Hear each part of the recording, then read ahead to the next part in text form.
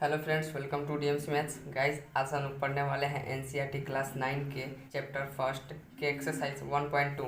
देखिए friends, exercise के प्रश्नों को हल करने से पहले हम लोग 2-3 पॉइंट पढ़ लेते हैं जो कि बहुत ज़रूरी है। देखिए फ्रेंड्स, इसमें पहला पॉइंट है अपरिमेय संख्या, जिसको इंग्लिश में इरेशनल नंबर कहते हैं। देखिए, पिछले वीडियो में हम लोगों ने अपरिमेय संख्या को समझा था। अपरिमेय संख्या और परिमेय संख्या तथा वास्तविक संख्या को पिछले वीडियो में हम लोगों ने समझा था। तो यदि आप वह पिछला वीडियो नहीं देखे हुए हैं तो आप डिस्क्रिप्शन में लिंक है, आप वहां से जाकर उसे देख सकते हैं। देखिए फ्रेंड्स, अपरिमेय संख्या किसे कहते हैं? ऐसी संख्या जिसे p बटा q के रूप में नहीं लिख सके, मतलब जिसे बटा के रूप में नहीं लिख सके, उसे अपरिमेय संख्या कहते हैं। समझे? जैसे में रूट वाली जो संख्याएं होती हैं जिनका वर्गमूल नहीं निकलता है, वे सब अपरिमेय संख्या होती हैं, और दशमलव वाली जो संख्याएं होती हैं वे सब अपरिमेय संख्या होती हैं। समझे फ्रेंड्स? हम आपको बताए थे कि पाई एक अपरिमेय संख्या है। समझे? अब फ्रेंड्स देखिए, अपरिमेय संख्या जब जान लिए तो परिमेय संख्या आप जानते होंगे। देखिए, परिमेय संख्या, इसको इंग्लिश में रैशनल नंबर कहते हैं। ऐसी संख्या जिसे p बटा q के रूप में लिखा जा सके, मतलब जिसको हम लोग बटा में लिख सके, उसको हम लोग परिमेय संख्या कहते हैं। समझे फ्रेंड्स? और यहाँ पे ध्यान देने वाली बात है, q बराबर 0 नहीं होना चाहिए। बटा में या जो q है यहाँ पे 0 नहीं होना चाहिए। समझे? तो ये सभी जो संख्या है ये सभी परिमेय संख्या हैं। समझे? अब फ्रेंड्स, हम बात करते हैं वास्तविक संख्या के बारे में। तो फ्रेंड्स, परिमेय संख्या और अपरिमेय संख्या, परिमेय संख्या और अपरिमेय संख्या दोनों के संग्रह को हम लोग वास्तविक संख्या कहते हैं। समझे? मतलब दोनों को मिलाकर वास्तविक संख्या होता है। परिमेय संख्या भी वास्तविक संख्या होगा और अपरिमेय संख्या भी वास्तविक संख्या होगा। बात समझे? देखिए फ्रेंड्स, वास्तविक संख्या का परिभाषा हम आपको बताए थे। परिमेय संख्या तथा अपरिमेय संख्या के संग्रह को वास्तविक संख्या कहते हैं। मतलब वास्तविक संख्या में परिमेय संख्या भी होगा और अपरिमेय संख्या भी होगा। बात समझे? चलिए फ्रेंड्स, अब हम लोग चलते हैं प्रश्नावली के प्रश्नों की ओर। देखिए फ्रेंड्स, प्रश्नावली 1.2 का पहला क्वेश्चन है, नीचे दिए गए कथन सत्य है या असत्य, कारण के साथ अपने उत्तर दीजिए। पहला में कह रहा है प्रत्येक अपरिमेय संख्या एक वास्तविक संख्या होती है। तो देखिए फ्रेंड्स, यह कथन आपका सत्य है, क्योंकि वास्तविक संख्या में अपरिमेय संख्या होती है। देखिए, हम आपको इसको एक एग्जाम्पल से समझाते हैं। देखिए, आप वास्तविक संख्या जानते हैं कि परिमेय और अपरिमेय दोनों होता है। तो देखिए, प्रत्येक अपरिमेय संख्या, मतलब प्रत्येक जितने भी अपरिमेय संख्या होंगे वे एक वास्तविक संख्या होंगे। देखिए, ये दोनों को मिलाकर वास्तविक संख्या होता है, मतलब दोनों वास्तविक संख्या होता है। तो जितने भी अपरिमेय संख्या जो होंगे वे सभी वास्तविक संख्या होंगे। बात समझे आप? तो यह कथन आपका सत्य है, और इसका कारण है वास्तविक संख्या में अपरिमेय संख्या होती है।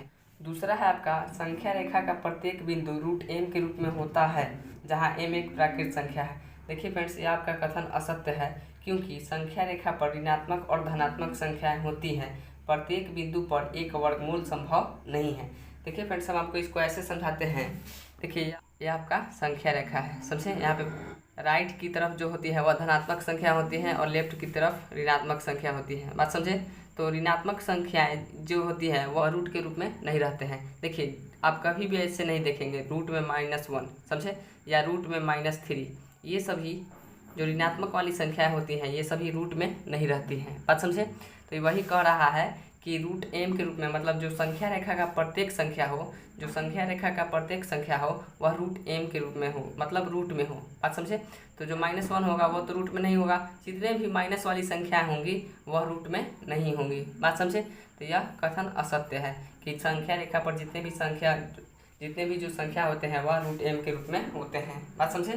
तो यह आपका असत्य है। 2 नंबर आपका असत्य है। देखिए फ्रेंड्स, 3 नंबर है, प्रत्येक वास्तविक संख्या एक अपरिमेय संख्या होती है। यह असत्य है, क्योंकि वास्तविक संख्या में परिमेय संख्या भी होती है।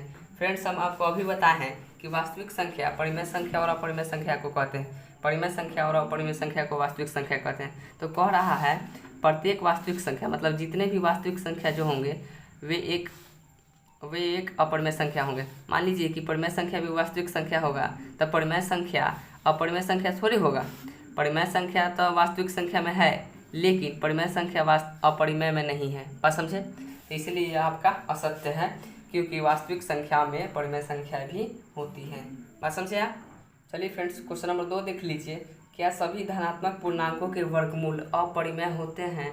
यदि नहीं तो एक ऐसी संख्या के वर्गमूल का उदाहरण दीजिए जो एक परिमेय संख्या हो। देखिए फ्रेंड्स, इसका उत्तर है नहीं, सभी धनात्मक पूर्णांकों के वर्गमूल अपरिमेय नहीं होते हैं। देखिए फ्रेंड्स, इसको हम आपको एक एग्जांपल से समझाते हैं। मान लीजिए रूट में यदि आपका 4 रहे, रूट में यदि 4 रहे तो 4 का वर्गमूल होता है 2, क्योंकि आप √4 को आप ऐसे लिख सकते हैं √2 इंटू रूट में 2 गुना 2, समझे। अब जब रूट में जोड़ा लग जाता है तो वह रूट से बाहर हो जाता है, बात समझे। तो यह 2 जो होगा यह बाहर निकल जाएगा। तो देखिए यह रूट से बाहर निकल गया ना, तो कह रहा है सभी धनात्मक पूर्णांकों के वर्गमूल अपरिमेय होते हैं। देखिए यह धनात्मक पूर्णांक है आपका और इसका वर्गमूल जो हो गया यह तो परिमेय संख्या है, 2 एक परिमेय संख्या है, समझे। 2 को आप p/q के रूप में लिख सकते हैं, 2 के बटा में 1 हो सकता है, समझे। अब यह p/q के रूप में आ गया जहाँ पे q बराबर 0 नहीं है, या p/q के रूप में जब आ गया तो यह आपका परिमेय संख्या है, समझे। तो इसलिए यह नहीं है। देखिए एक और एग्जांपल से आप समझिए, रूट में यदि 16 रहे, √16 आपका पॉजिटिव संख्या है, मतलब धनात्मक संख्या है, समझे। अब √16 का वर्गमूल होता है 4। अब 4 एक परिमेय संख्या है, क्योंकि 4 को p/q के रूप में आसानी से लिख सकते हैं, 4/1। यह देखिए यह p/q के रूप में आ गया और q बराबर 0 नहीं है, बात समझे। देखिए फ्रेंड्स √16 को आप ऐसे लिख सकते हैं √4 × 4। देखिए अब जब रूट के अंदर जोड़ा लग जाए तो वह बाहर निकल जाता है, बात समझे। तो इसीलिए √16 जो है वह धनात्मक पूर्णांक है, लेकिन इसका वर्गमूल अपरिमेय संख्या नहीं है, बात समझे आप। चलिए फ्रेंड्स अब हम लोग चलते हैं क्वेश्चन नंबर 3 की ओर। क्वेश्चन नंबर 3 है, दिखाइए कि संख्या रेखा पर √5 को किस प्रकार से निरूपित किया जा सकता है। देखिए फ्रेंड्स इस क्वेश्चन को बनाने के लिए हम लोग स्केल, प्रकार और चांद का प्रयोग करेंगे। सबसे पहले क्या करेंगे, हम लोग संख्या रेखा बना लेंगे।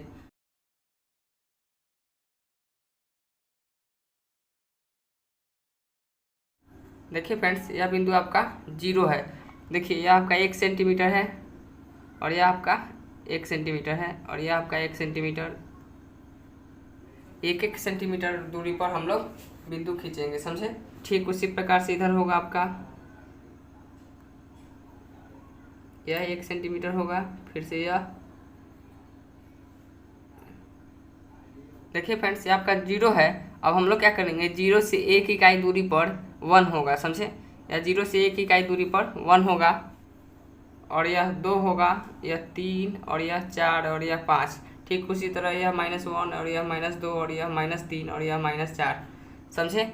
अब देखिए फ्रेंड्स यहाँ पर 1 सेंटीमीटर बराबर 1 इकाई है, यहाँ पर आपका 1 सेंटीमीटर बराबर 1 इकाई मतलब 1 यूनिट, समझे।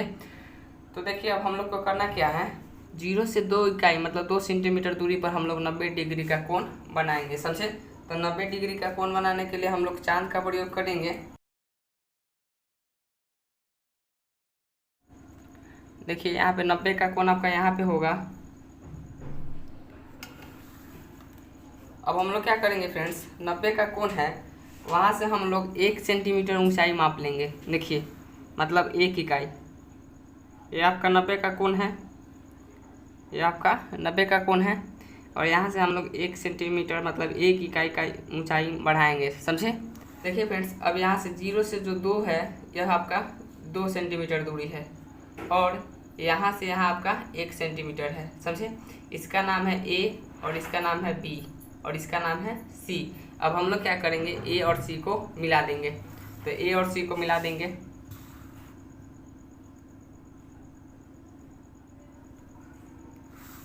कुछ इस प्रकार से, समझे। अब यह जो दूरी होगा यह आपका √5 होगा, समझे।